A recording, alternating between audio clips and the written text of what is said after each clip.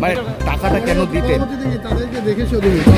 আমার শ্বশুর শাশুড়ি যে আছে না, মানে একদম নিজে মোবাইল টিপতে পারে না, তার থেকে সই নিয়ে নিয়ে যাক, যেটা আমাকে দেখাইলো।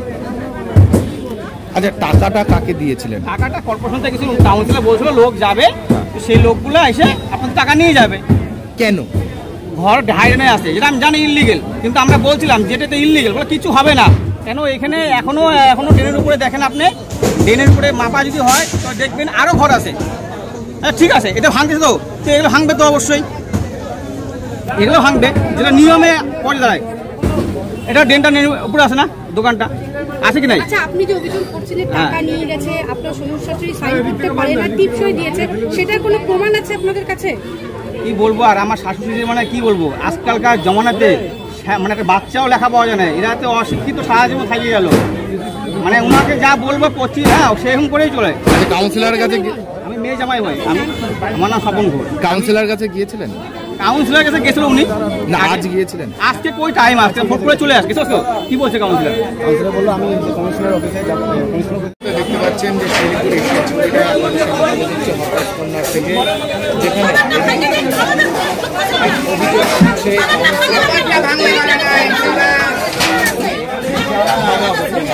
এবং সেই অভিযোগ এবং সবার দোকান কাটাছে, সবার সবকিছু শুধু এইটুকুর উপরে সবার নজর পড়ে আছে।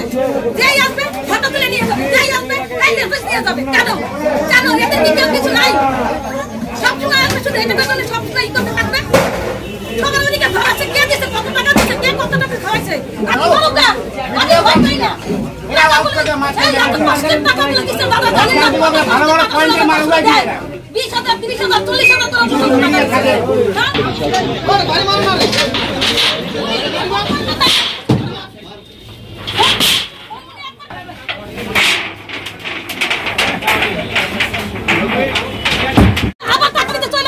তারপরে ঘরটা কেন ভাঙা হলো? সবার ঘর আছে, আপনি ভাঙেন, প্রথম থেকে ভাঙে ভাঙা নিয়ে যাবেন, আমি তো বলছি তো খবরটা ভাঙুন না, খবরটা ভাঙেন, আমরা ভাঙে দিব। এই ঘরটুকের জন্য দাদার অসুস্থ, স্ট্রোক হয়ে গেল, লোকটা আমার স্ট্রোক হয়ে গেল, মরার ঘর থেকে ঘুরে আসলো। তারপর যদি ঘরটা এখন লোকটা কোথায় যাবে? টাকাটা কাকে দিয়েছিলেন? কাকে দিয়েছে টাকাটা? টাকাটা জানেনি কোন কাউন্সিলর এখানটা? কাউন্সিলর নিজে নিয়েছিল?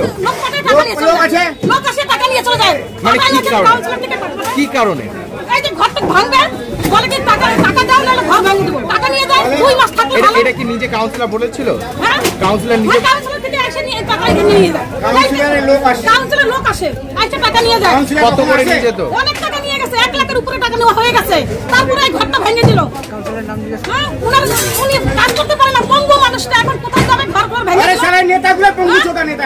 এখন কি করবে লোকটা? কি করবে? বাচ্চা কাছে লাইনটা টাকা দিচ্ছে, দেখেন ছোট যে এসে টাকাটা নিয়ে যাবে, তাহলে তো আমি দিতে বাধ্য, তাই তো আজকে আমাদের টাকার পাওয়ার নেই দেখে আজকে আমাদের বাড়িঘর ভাঙা হচ্ছে। এই যে হকাশনের এই যে দেখেন দোকানগুলো দেখেন, টাকা দিচ্ছে এগুলো ভাঙতেছে না, এসেছিল, এটা কেন ভাঙা হয়নি?